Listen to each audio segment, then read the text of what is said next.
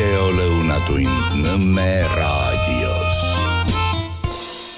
Ja tere maailm, ongi lõunatund Nõmme raadios, olemegi teie sealpool, mina siinpool ja igaühel on meil olla täpselt nii hea, kui antud hetk võimaldab. No uudiseid muidugi on, aga enne seda loomulikult, ma ei tea, kelle vihaks või kelle rõõmuks, ma tänan kõiki toetajaid, sest ilma teie toeta.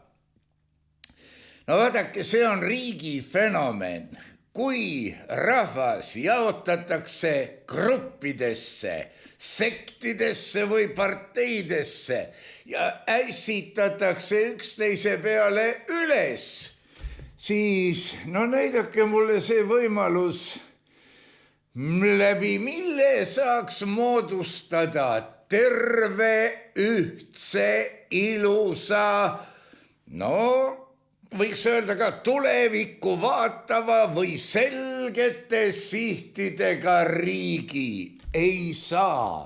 Ja sellepärast ongi mul, see on muidugi ka klassikalisest teosest totaalne rõõm, et te olete olemas, et te toetate. Aitäh teile. Loodan, et see värk kõik jätkub. Nagu tähele panite, Andres Raid, välja uuriv ajakirjanik, põrutas soolosaate. Ikka juhtub, ei ole midagi parata, see ei ole muide ealine eripära, see on ikka, või kurat seda teab, kui see äkki mingist lapsepõlve traumast on, et on hetki, kui on päevi, mitu päeva juttigi, kus rääkida kohe üldse ei saa ja ega ma praegugi eriliselt, aga see nagu minu rida. Nii et olge tänatud ja asume asja juurde. Elu muutub. Ma saan aru, siin keegi juba hõiskaks, et tempora mutantur, et ajad muutuvad.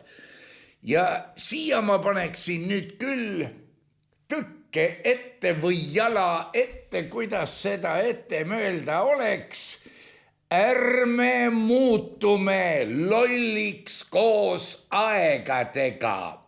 Katsume alles jätta oma terve selge mõistuse, ilma milleta muide.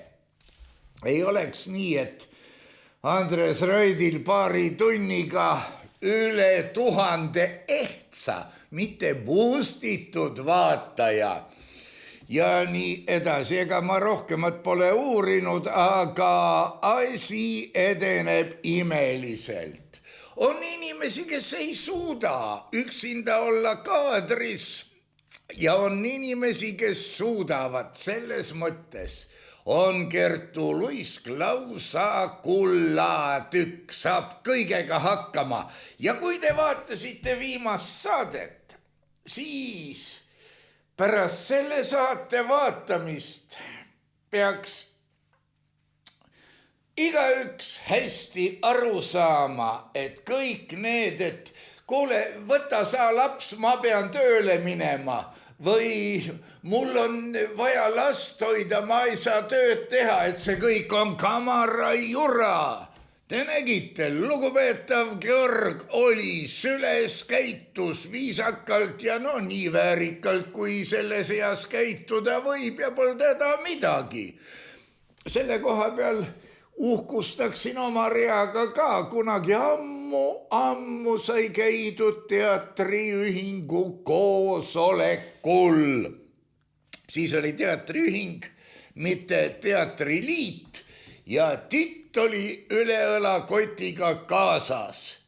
Polnud häda midagi, ainsa remargi käratas tema välja ka õigel ajal ja sai selle eest Andres otsa kiituse. Kõike saab. elu muutub, ajad muutuvad ja hoia jumal, et me ei muutu abituks, valelikuks ja totraks, kui need ajad, mis tulevad. Täna, no mitte ainult tundub, vaid see on enam-vähem et kindel, et meie suurimad vaenlased on see AI ja selle AI madala I-ga tähelepanu näljas vahendajad, mis näitavad meile niisugusi sündmusi, mida teevad loomad ja inimesed, näitavad meile paljaste tagumikkudega väidetavalt, ma ei tea, mis riigi naissõjaväelasi ja vot nii ei tohi teha, sest ei ole siit palju möödas, kui ma avasin raadioarvuti ja mis ma näen. Arvo Pärt tegi testamendi ümber. No kõik on muidu ilus, ainult et selle uudise on tootnud mitte ERR, vaid ERRR. Kõik. Väike detail, mida paljud ei pruugi märgata ja niimoodi paisatakse, jagatakse siis oma sõpruskonnas ja mujalgi. Näed, mina sain uudise, et see on niimoodi, see on naamodi. Kuulge, aitab meile esmaspäeva hommikul ärkavatest ekspertidest ka, kes peaksid siis olema meie tarkuse ja tähelepanuvõime etalonid. Aga ma saan ju aru, et neile makstakse selle eest ja nii edasi.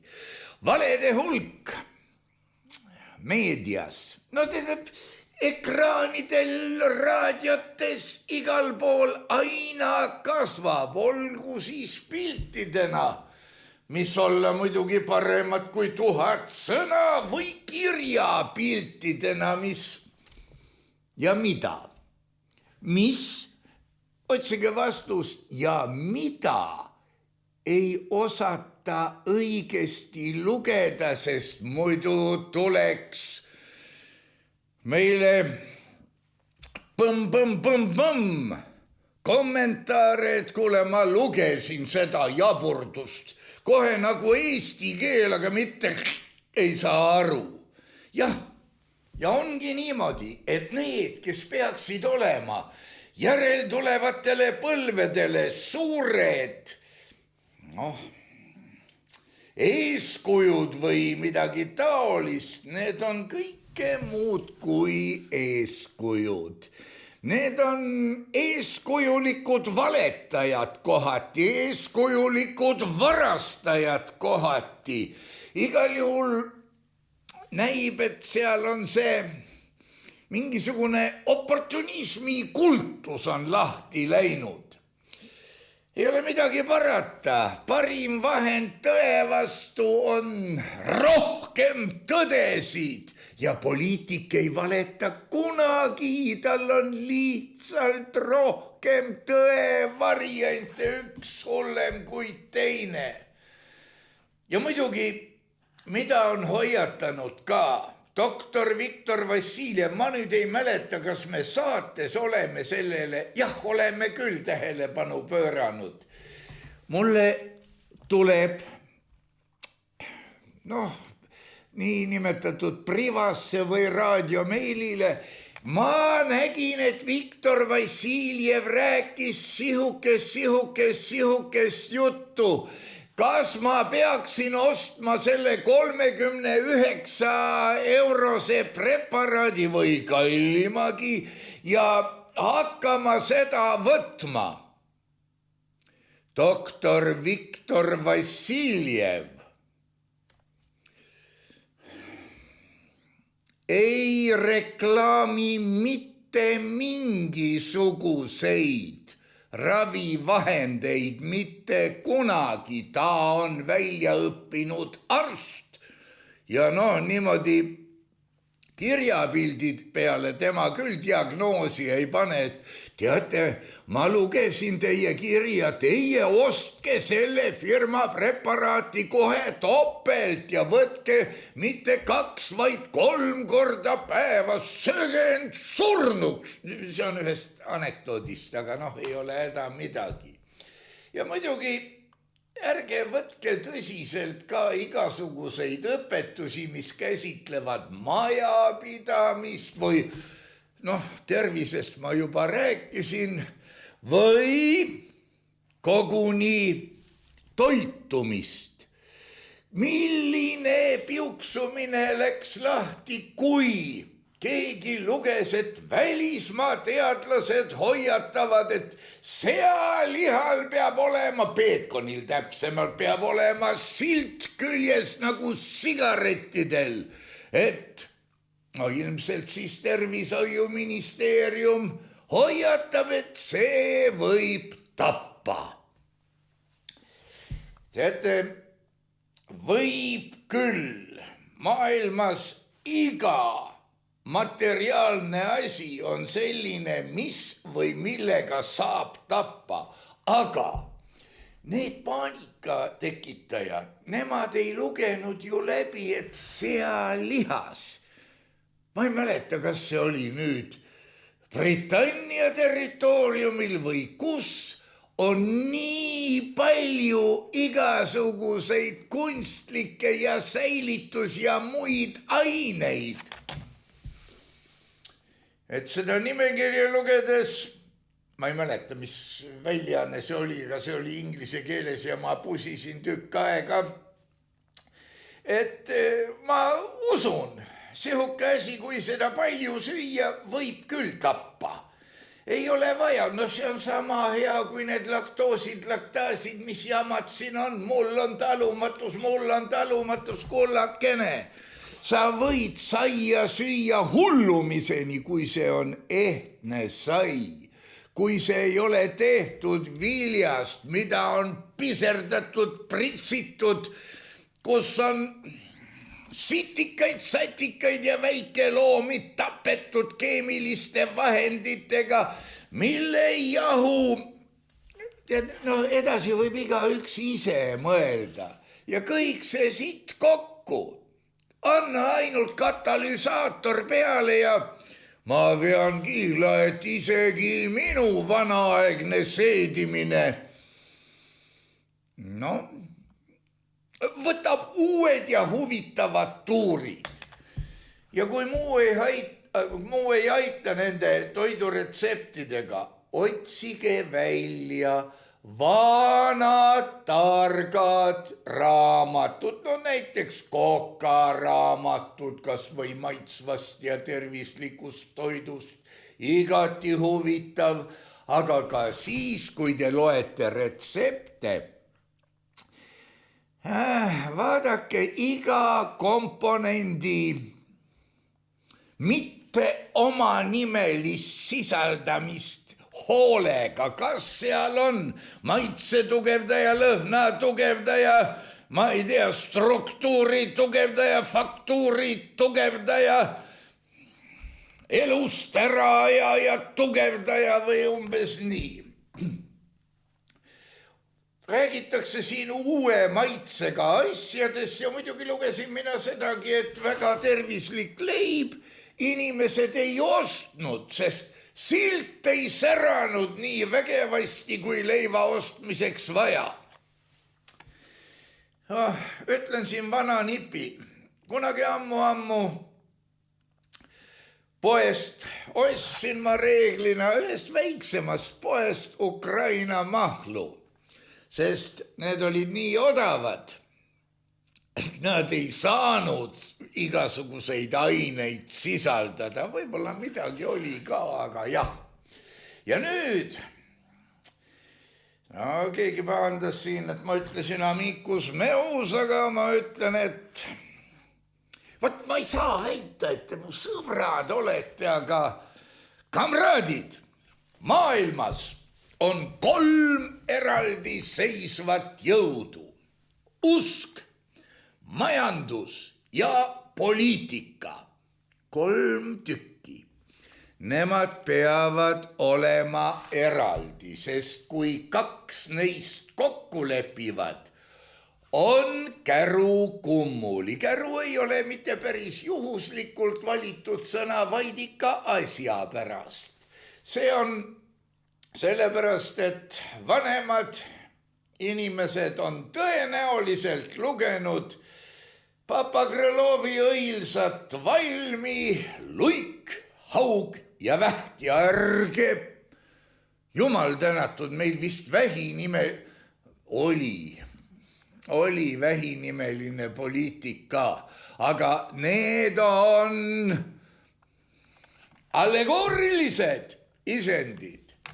Ja vaat selle Papa Krõlovi Luige, haugi ja vähi hästi peidetud teine plaan ja sügavam mõte, mis läheb kaugemale kui mingisugune käru veekogu ääres. See on oluline. Kogu õudus ja rohepöörde usu või vaktsiini usu või ükskõik meedia usu ja poliitika ühendamine on õudum. Usku ei tohi ühendada poliitika. Kui usu, mõelge ristisõdade peale. Meie usume, et see oli seal niimoodi ja meie peame selle vabaks vallutama. Ja lähevad ja tekitavad jama kui palju. Jah, usk ja poliitika, selle tulemusel tapetakse majandus tegelikult, sest poliitilised otsused määravad majanduse sedasamust ja inimestest saavad selle kummalise usu sõjavangid. Mis asi on? Näiteks siin hiljuti lugesin ilusat nimetust sünkroniseeritud võlakriis. Ega see on kriis selles plaanis, et sinna marsivad sisse rahvad, kes usuvad, et see peab tulema ja selle vastu ei saa ja nemad tänu sellele võetakse vastu ebapopulaarseid otsuseid ja muud taolist. Aga see võib olla ka kõige tavalisem, ütleme niimoodi, pankade pahandused ümberstruktureerimisel ja digiraha vabalt konfiskeeritav, konverteeritav. Digiraha, kuigi ega sel teisel ei ole ka väga viga, see võib ju olla ka vabalt konfiskeeritav, sest korraga avastatakse, et ei, see tilk on meil sealt puudu, vajuta nupu peale, las paastub ja palvetab paar päeva või nädalat või niimoodi. Jama palju. Praegu me näeme 2 asja ühendamist, poliitika ja usk jälle. Näiteks New Yorgis. Vaatame, milline mürgel seal käib, kes kuulutab, et see on, nagu see meil oli aprillimäss, eks ole. Это наши, это все наше. Hea küll, inimesed saab niimoodi lolliks ajada. Sest ega ma ei usu, et neist lõhkujatest keegi nüüd nii päris loll oli. Kuigi igas inimeses on ports lollust, aga ainult seni, kui inimene saab aru, et ka temas on ports lollust, siis ta hakkab tasahilju õppima käitumist ja muud taolist. New Yorgis mürgel käib, pekske pärismaalased välja, meie tuleme. Ja siin ei ole isegi küsimus selles, millisele usule võim antakse. Võim antakse põhimõtteliselt usule. ja samas vaatame, kes sõjajalust ära lähevad. Rahakotid jalutavad minema. Las pärismaalased ja need uuspärismaalased või immigrandid notivad üksteist oma. Seda võiks nimetada praegu erisõjandustsooniks. Kui läheb hästi, siis sel neljapäeval ma saan eetrisse kellegi muu kui Maik Kalamuse ja seda teemat tahaks puutuda. Mis pärgel seal toimub? Ja kui praegu New Yorgis käib selline sõdimine, kes teist siis nüüd usub, et näiteks Washington võtab vastu otsuse pommitada New Yorki ja lüüa see seapesa kõigepealt 2 lehte ja siis ühed, mitte pärismaalased, anna jumal sedagi, kokku pakkida ja minema saata, eks ole. Meilegi räägitakse siin, et tuleb meelde, naerma ei aja, pigem nutma paneb natukene kaitsetahtest ja riigikaitsest. Aga kui me vaatame oma majandust ja oma majanduses toimuvat, siis me näeme, et väline riigikaitse käib meie sisemiste vahendite, ressursside, nimetage kuidas tahate, arvel. Pole midagi parata. Ja muidugi need tööpäeviti ekspertarvamused, kes millal, kuidas kokku, mis kõik otsa on saanud. Jah, segadust on palju. Pole parata. Aga on nagu on. Ega ma ei taha väita, et siin ütleme, ma parem ei väidagi midagi.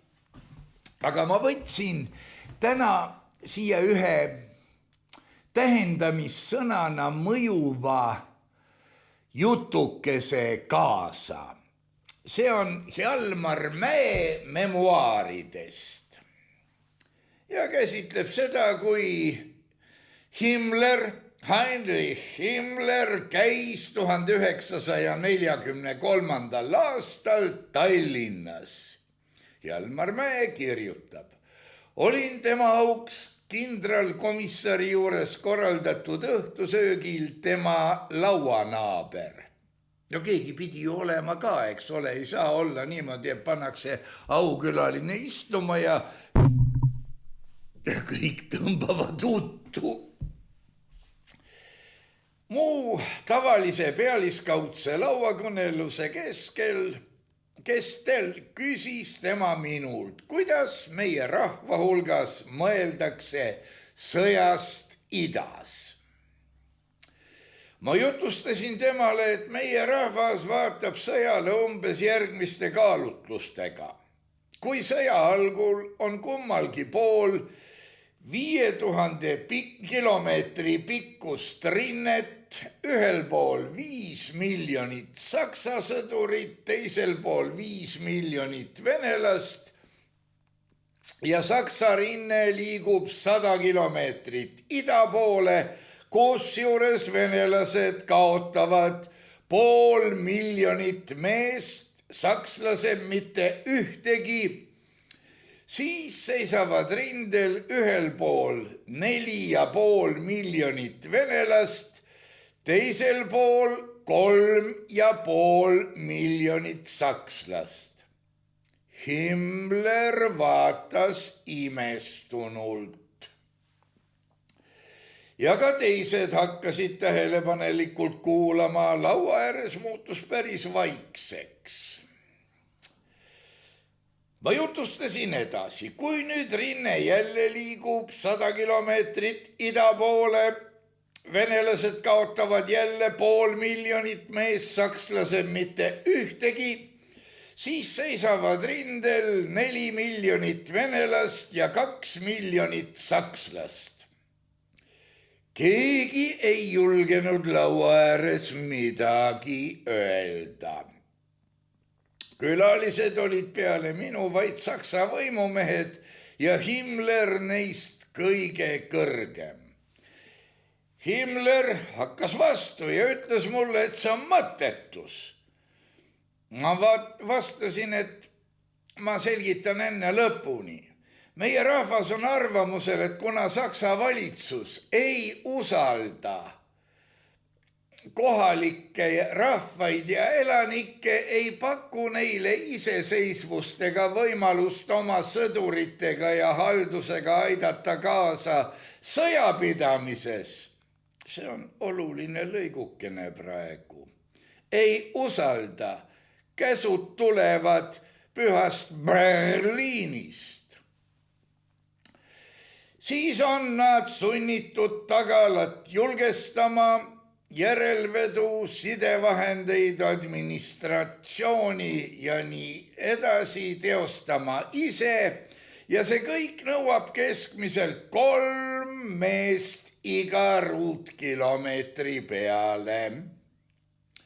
Kui sõjakäik rindel võidab 500 000 ruutkilomeetrit maa-ala, siis kogu selle ala valitsemiseks ja kõigi tagala ülesannete täitmiseks jääb sõjaväest maha 1,5 miljonit meest ja rindele jääks vaid 3,5 miljonit.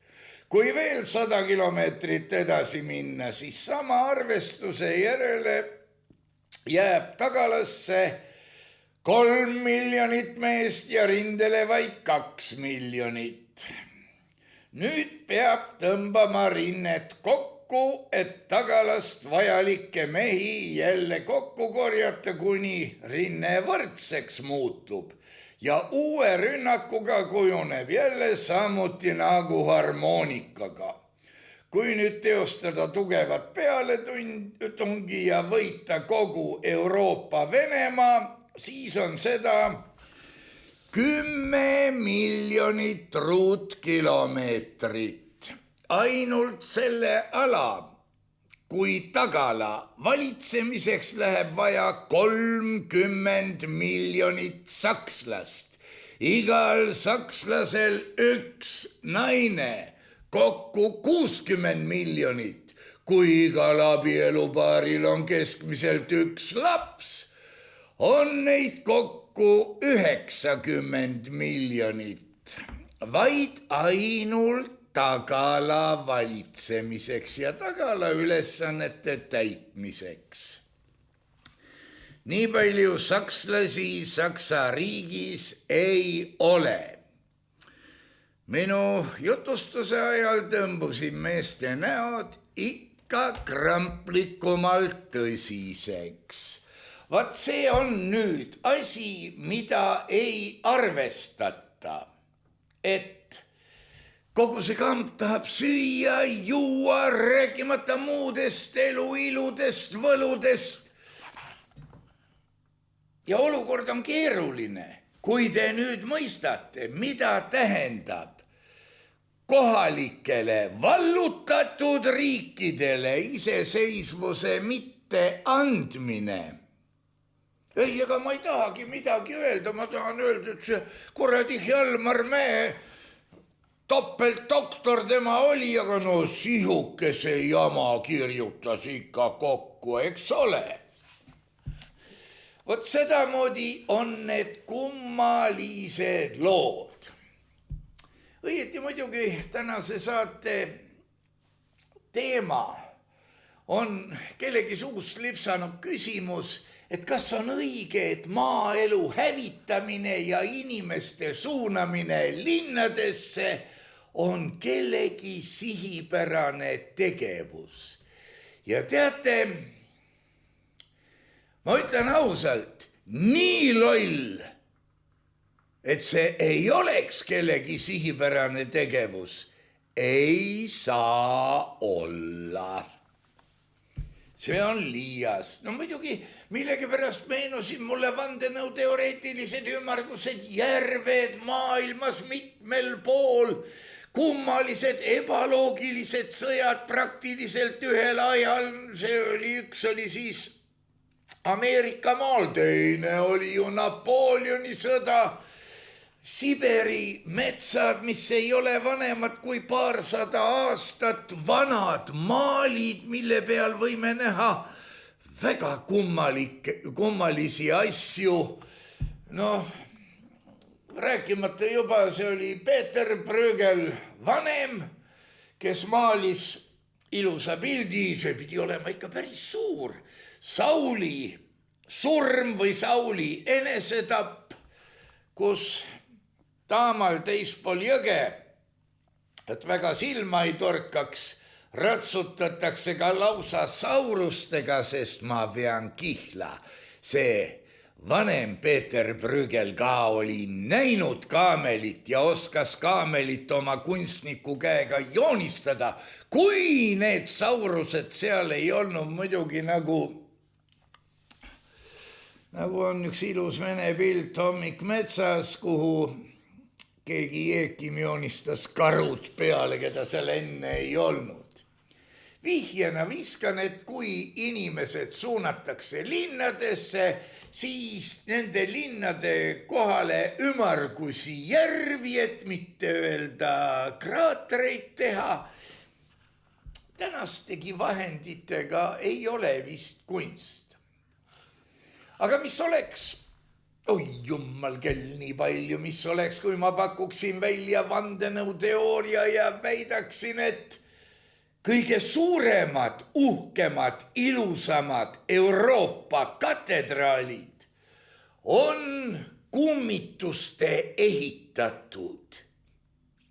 Sest teate, vaadake minu pärast kas või Toompead, ega seal ei ole selliseid kive, mida üks mees jaksaks seljast tassida ja kogu see logistika on kuidagi ka natuke kaduma läinud.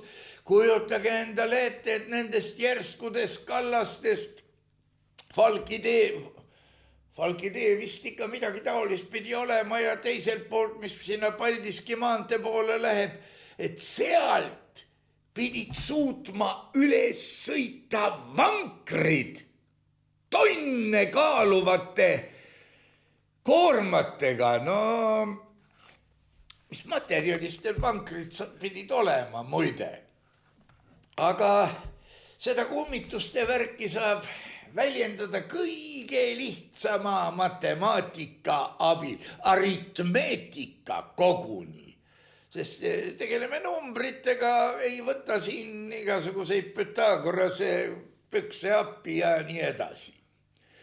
Eelmises saates ma lugesin ette, kui vägevasti oli inimkond planeedil kasvanud ja et imestajaid ma usun, et paar tükki oli, aga no mis see minu usk, see on selles küsimuses vähemalt nii kõva, et ei tule meeldegi, et ta on. Ma vist märkisin ära, et issand aastal 1803, muide neid andmeid on väga mitmeid.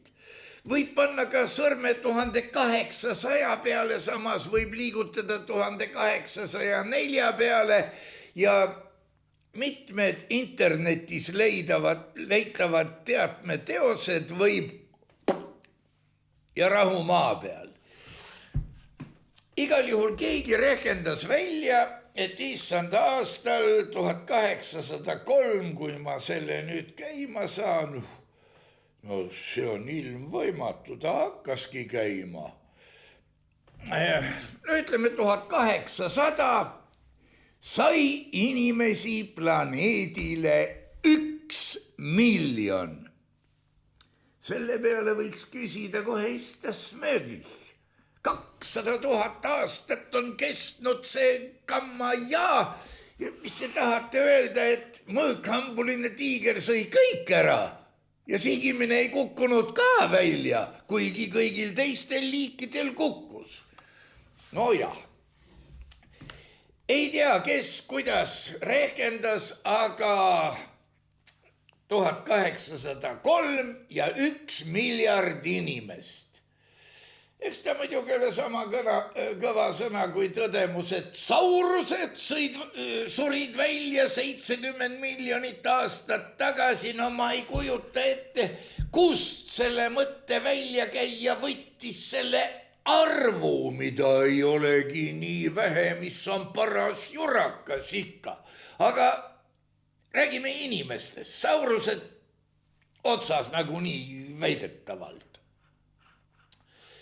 Nojah, igal juhul nii ta ütles ja umbes nii on ka ilusa lausega ajalooliste demograafide hinnangul oli meie ajaarvamise alguses rahvaarv umbes 200 miljonit.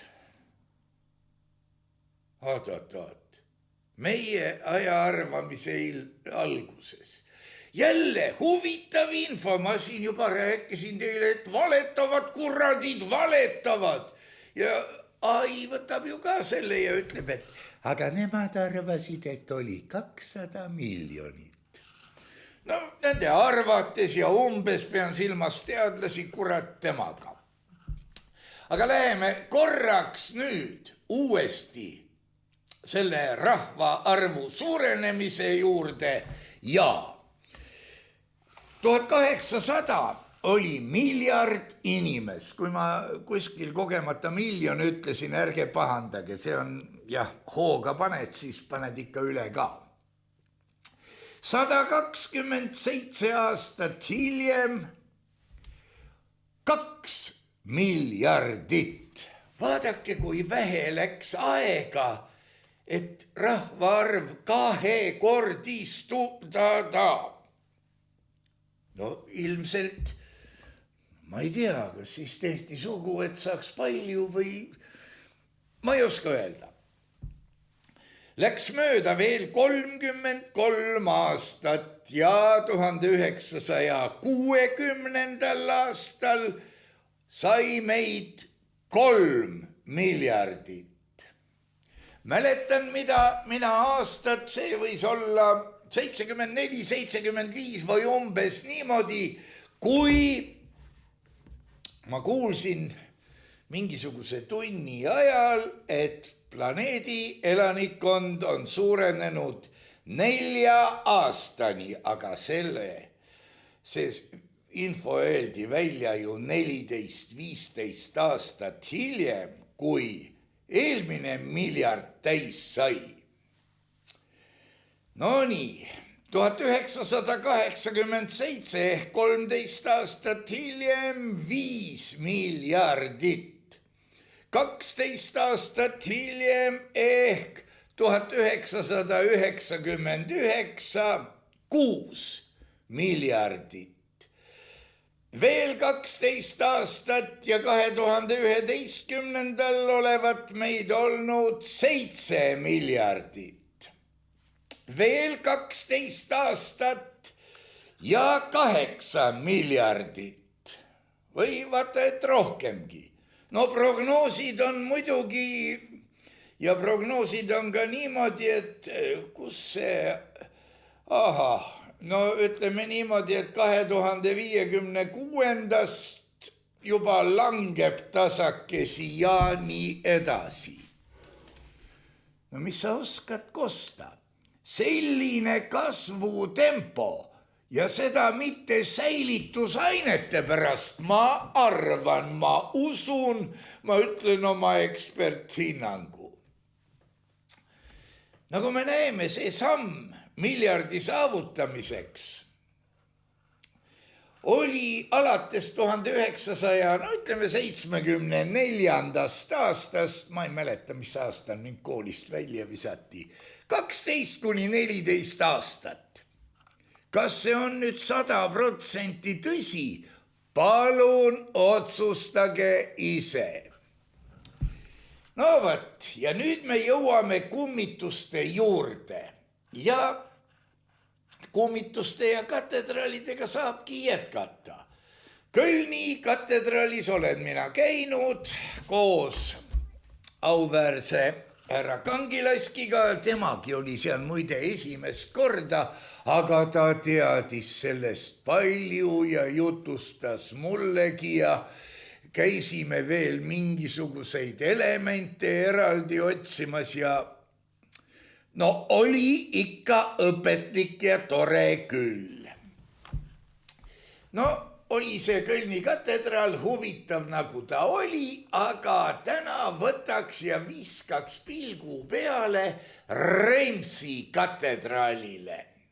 See on katedraale Notre Dame de Reims Prantsusmaal, Prantsuse kuningate kroonimiskirik.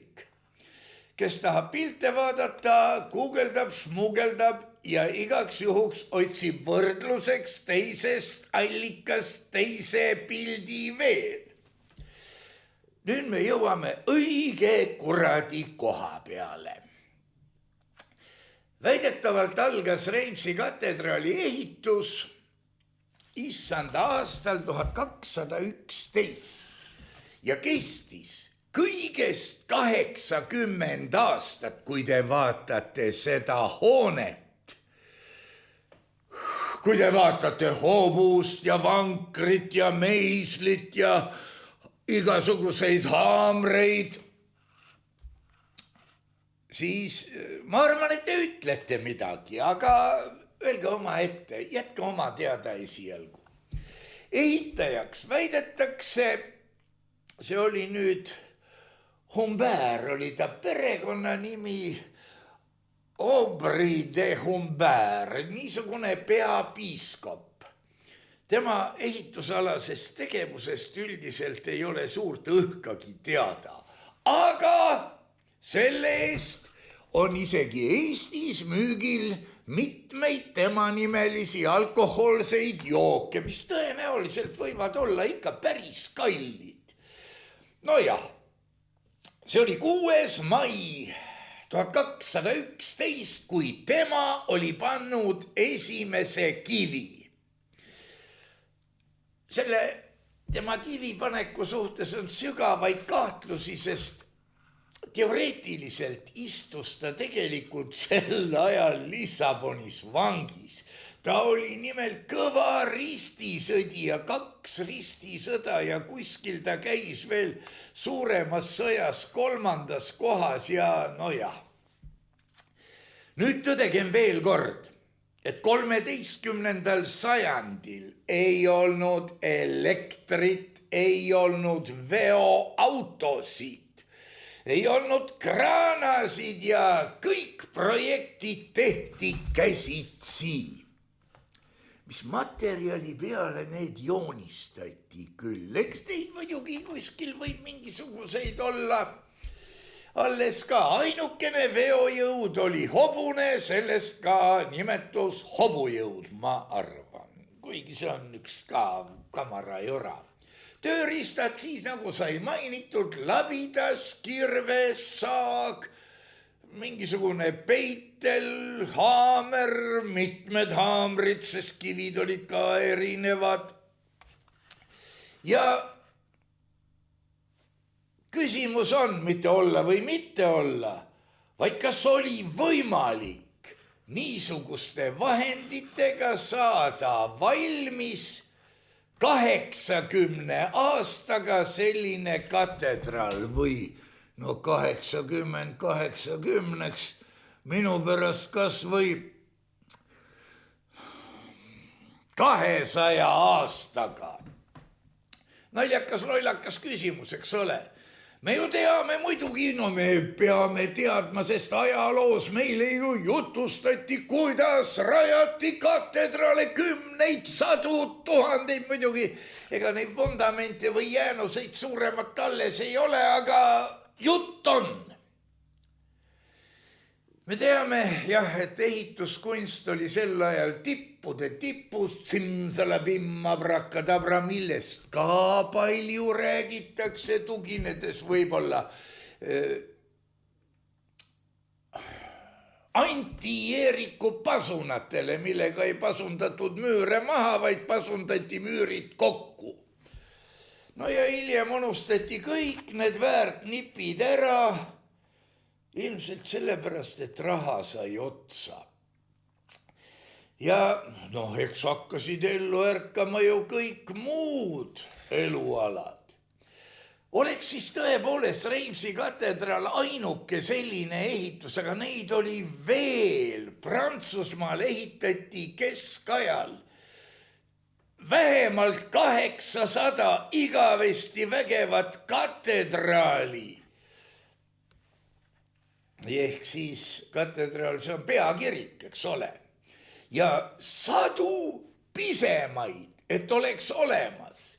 Ja meie siin 800 aastat hiljem pööritame silmi ja minge vaadake, kuidas meil ehitatakse, mille järgi ja kuidas. Aga samas seal, milline täpsus, matemaatiline, aritmeetiline, matemaatiline ka, sellepärast, et seal kasutati juba kõvemaid tehteid, füüsikat pidi teadma, et need asjad ikka kannaksid kõike muud. No jah, kuhu me siis oleme 800 aastaga arenenud? Kas tõesti külm ja suur sotsialistlik oktoobri revolutsioon võttis mõistuse ära või? Aga nali. Aga samas need kutid, kes kirjutasid hanesulega, need tulid sellega toime, küünlavalgel kirjutasid. Nad võitlesid mõõkade ja odade ja imeasjadega ja vaat see katedraal oli korraga. Pooled poisid sõdisid, pooled poisid vist ehitasid katedraali. Ma ei tea. Ja ajalugu on mulle lapsest saati sutikahtlane tundunud. Kõigepealt võtame ja vaatame nüüd seda, et logistika, nagu seda täna kutsutakse, miljonid tonnid kive ühele poole, pooled miljonid tonnid ehitusrämpsud teisele poole või võib-olla ka vähem. Kus need kivimurrud sealkandis olid? Kuskil nad pidid ju olema. Millega neid kive veeti, mis kärud neid kandsid, kas raudteed olid siis olemas juba või?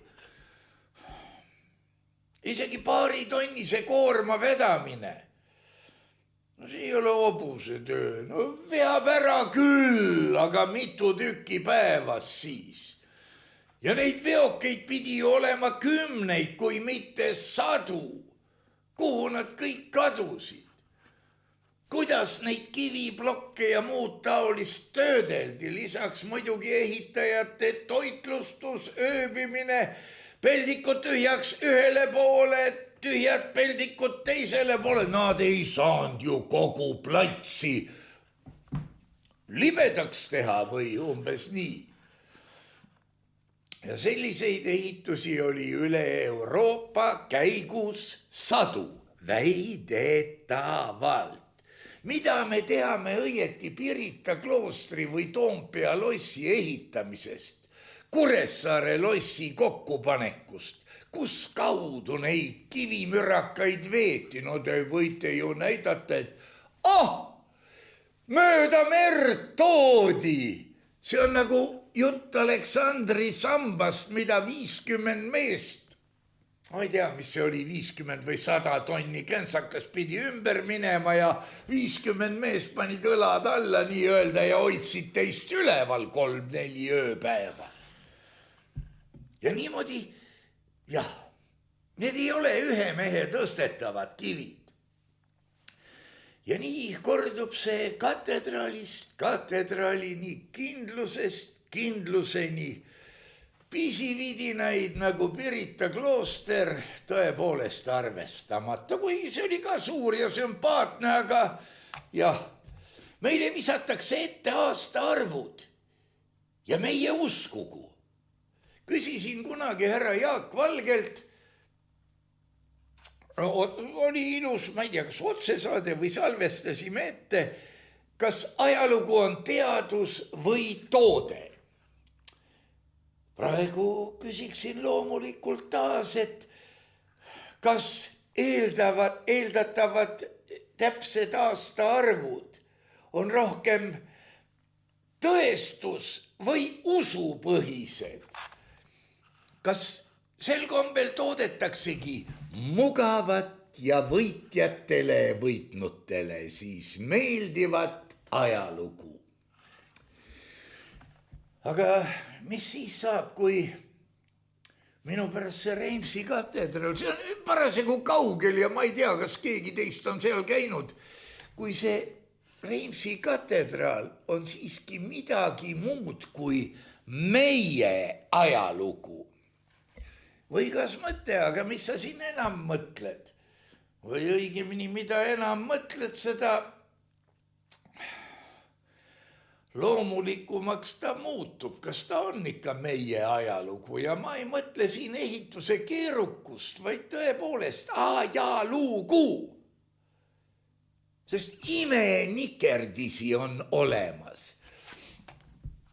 Vanade ehituste juurde käib muidugi lugematu hulk igasuguseid väiteid ja sama kõvasid mahavaikimisi, et kui on ikka vägev väide, ja nad tulid, nad sõdisid, neil oli raske. No ja siis tegid simsalabim ja asi läks kokku ja nad saidki selle teisipäeval valmis. Noh, visatakse üks vale sinna vahele ja muidugi üks kummaline trafarett kõigepealt. Kõik need või suur osa neist ehitistest oli rajatud vana maha põlenud ehitise koha peale.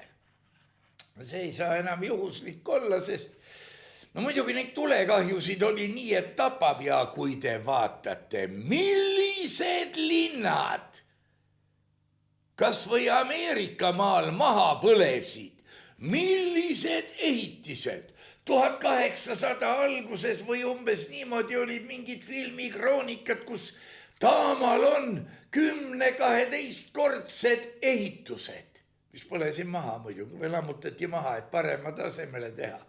Ma küsin, millega neid köeti? Kuidas see peldikuvärk käis? Kust vesi tuli? Kas pliidipuid tõesti siis võt. Kahtlane ju. Aga jah, muidugi need tulekahjud ja purustused, see võibki olla mõnes mõttes asja võti. Legend tulekahjudest, et põles maha vana puitkirik, nüüd ehitati vägev asemele. See kordub jah, väga paljudes kohtades hiigelhoonetega seotult just. Hooned, need imelised, tõusid tuhast kui fööniksid.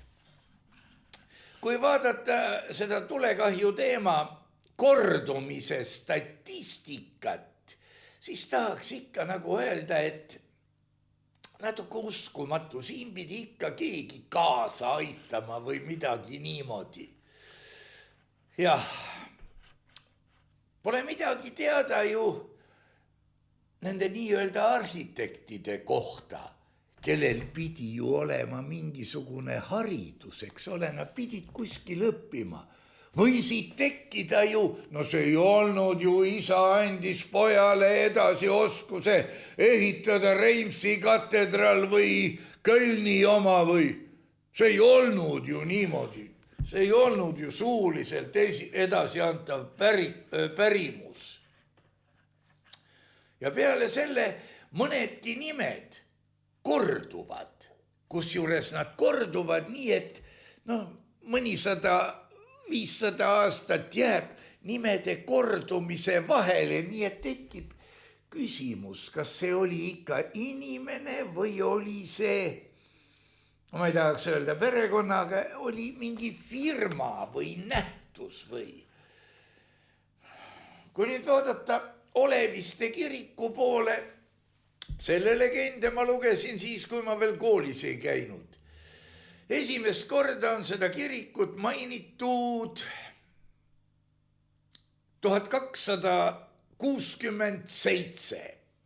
Edaspidi on kõik loogiline, aga samas ka ebamäärane. Või vaatame Aleksandri sammast, mille keegi prantslane mingisugusest ohvitseride hoonest joonistas oma pildi peale, ta oli kirglik joonistaja juba aastat 7, enne kui see paika pandi, see Aleksandri sammas on Peterburis, sellest ma juba natukene rääkisin, muide teine Aleksandri sammas, Aleksander III seotud, see on, uskuge või mitte, aga Pollapäel.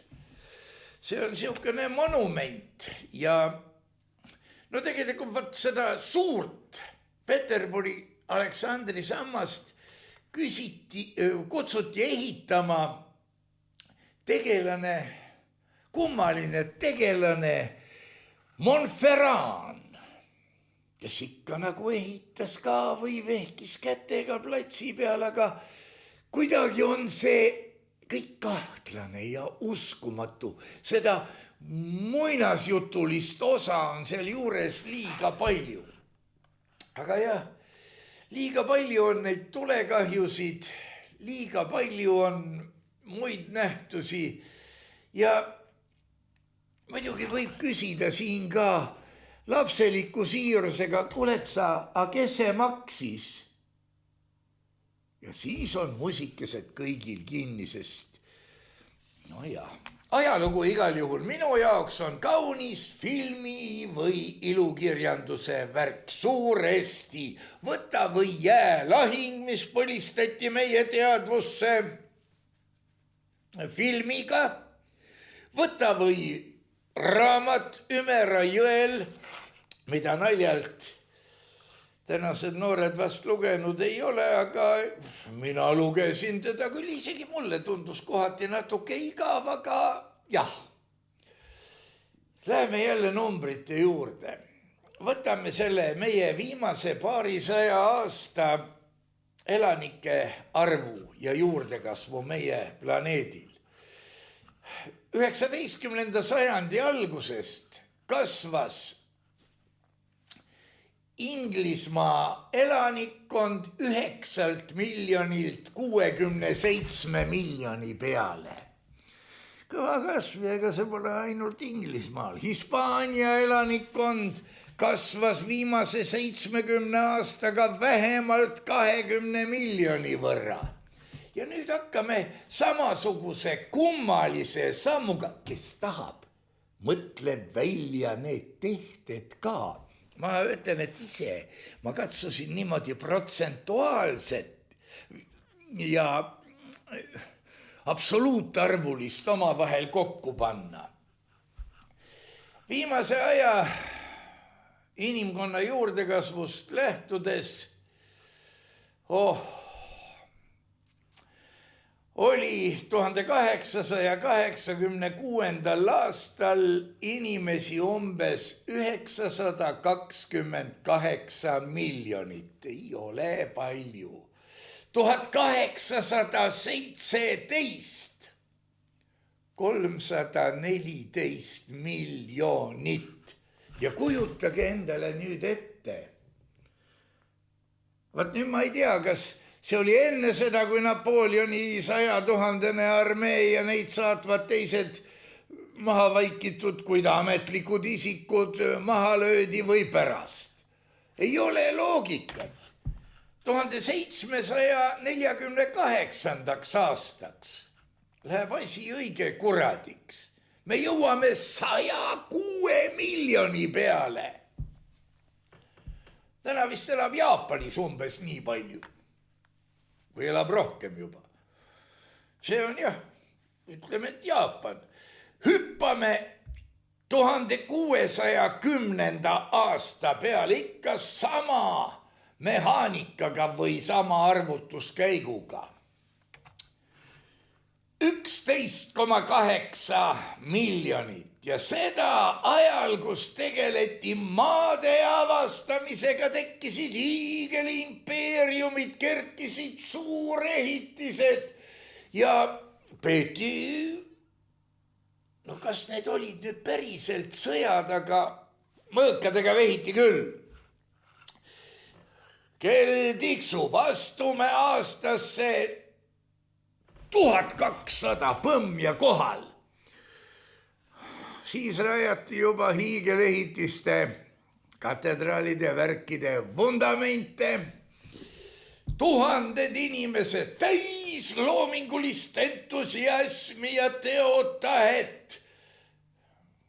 Samal ajal oli neid planeedil issand aastal 1200 selle väärastunud loogika järgi kõigest 18 700.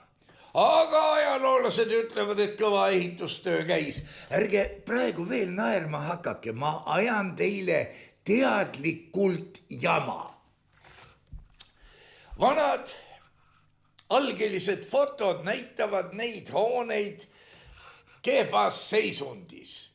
Mõnel pooleldi pinnasesse mattunud, kuigi polnud elanikke nii palju, et nad oleksid oma ööpotte välja kallates, aknast välja kallates, saavutanud sellise pinnase tõusu. Meenutaksin teile veel niisugust asja, mille pildid ei ole eriti levinud, aga see on Mussolini ja Kolosseumi väljakaevamine. Tasub vaadata ka lähemalt Piranesi gravüüre. Tohutu hulk gravüüre varemetest ja kuidas ta need valmis sai, ei tea. Vanade ehitiste ümber nendel gravüüridel kakerdavad inimesed, vaesed inimesed, kaltsakavõitu, mõned hobuveokid, trööstitu värk, mitte kuskilt ei anna nemad ehitajate mõõtu välja, lisaks on silmaga näha ja pildi pinnal ka näpuga katsuda, et tegemist on varemetega. Siin ei ole tegemist ehitustöö või kasutamisega, siin on tegu varemete vallutamisega. Mis on nende ehitiste ühine joon? Need on muidugi kaunistused. See, et ole sa Hispaanias või Inglismaal või ma ei tea, Itaalias, see on greif, see on see kotka pea ja lõvikehaga elukas fassaadil. Seda leidub nii Portugalis või vähemalt leidus kuni Turali mägedeni välja.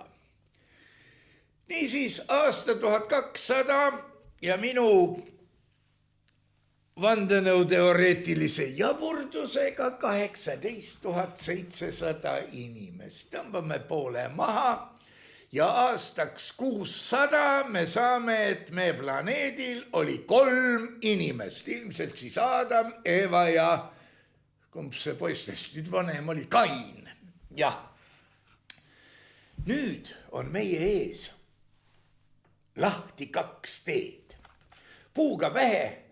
Aga selle esimese tee järgi tekkis inimkond alles nii umbes 6. sajandil.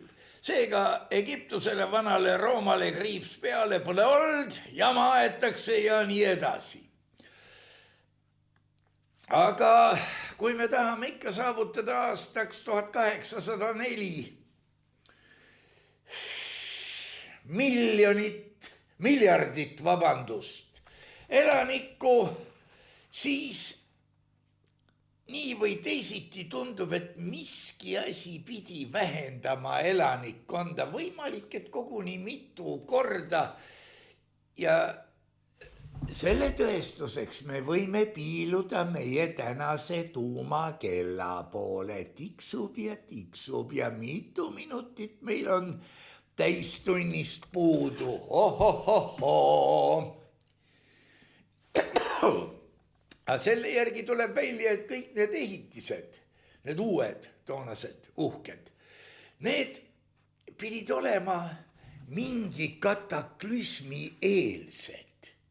Juhul, kui see inimkonna arvuga on nagu on, sest miljard aastal 1800, seda on kuradi vähe. elanikkonna juurdekasv 19. 20. sajandil ei ole tegelikult sujuv. Ei saa olla sujuv elanikkonna juurdekasv. See võiks pigem olla kataklüsmi järgne beebibuum. Nii nagu ka Eestis oli beebibuum. Tehke sugu ja teid saagu palju, aga nüüd on meil palju töötuid, sest vaata seda need kurat mõistus ei võta, mida nad riigi heaks võiksid teha. Üldse rahvas segab valitsemist. Igal juhul jah, tänane ametlik ajalugu on nii mõneski osas võitjate sugupuude kunstlik pikendamine, tahad või ei taha, et oleks hirmsam, ja ehitiste paigutamine pimedasse keskaega, et oleks hirmsam.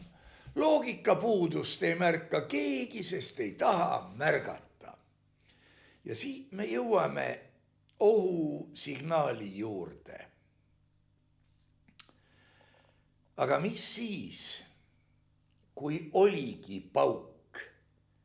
Ma toon teile välja veel niisuguse võika momendi, meile näidatakse igasuguseid pilte, kus lossides on pallid ja laes põlevad lühtritel küünlad. Võtke nüüd mõnel füüsikul varukas kinni ja küsige, kui suur see temperatuur seal üleval võib olla ja miks need küünlad lage ei tahma või tahmas ikkagi, aga pesti kõik hoolega järgmiseks palliks puhtaks. Kus need redelid siis vahepeal olid või nii? Ja kui me nüüd sedapidi mõtleme, siis selle beebibuumi eelsesse ümarguste järvede tekitamisse mahutub isegi ka mingisugune suurem ja vägevam tsunami, mida võidakse täna serveerida lausa veeuputusena. No niimoodi. Rääkisin teile hirmsat juttu küll. Võib-olla hakkas see mõnele vastu, sest siin ei ole loogikat, see ei ole nii, mina lugesin ajalooõpikust. Aga ma ei tea, kui vanad on kõige vanemad eestikeelsed ajalooõpikud, aga kui te saaksite kätte kuskil, ütleme, 1805 pärinevaid ajalooõpikuid või veel 10 aastat varem välja antud kuidagi pidi. Mida te sealt loeksite? Aga aitäh, kes välja kannatas, olge tänatud toetajad ja kui midagi hullu ei juhtu, siis homme ilmume taas ekraanile ja ka audiosse, et kunstiga maailma võluda. Õppigem mõtlema, olgem vägevad, hoidkem ühte ja toetagem, sest riigi kvaliteeti saab ju hinnata selle järgi, kuidas riik suhtub oma kõige nõrgematesse liikmetesse. Veel kord aitäh ja meie püha sõda läheb edasi.